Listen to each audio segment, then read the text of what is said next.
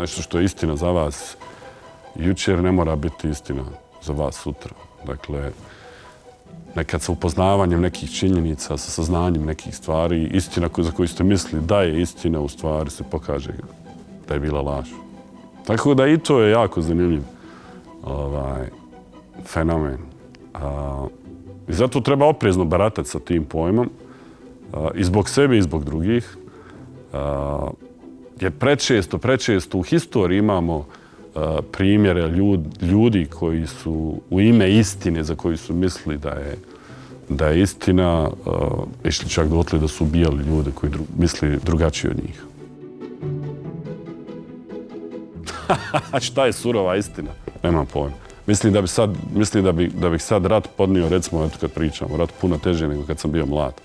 Kada je čovjek mlad ne razmišlja baš o sebi, ne razmišlja o tim stvarima. Ja sam nedavno imao neku nesreću u porodici i to me, recimo, pogodilo strašno, puno više nego bilo šta u mom životu prije toga, zato što je desilo djetetu koje nekako, valjda je to tako normalno, postane važniji od samog tebe.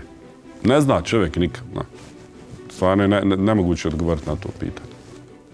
Postoji neka granica, znaš, do koje ljudi mogu da prihvataju neke stvari. Ona se pomjera, vjerojatno, s vremenom. Kako odrastamo, možemo da prihvatimo sve više i više stvari koje su, možda su grube istine i o nama i o svijetu. Ali mislim da i tu postoji neki limit do kojeg možemo ići. Da onda preko neke granice jednostavno ne možemo ići. Ako nas neko gurne, može se desiti svašta. Može se desiti ludilo, bolest, ne znam, smrt. Istina jeste prijatelj i uvijek ti je prijatelj kada nekako ide, kada je usmjerena prema tebi. Ali nisam siguran, kažem, ponavljam, nisam siguran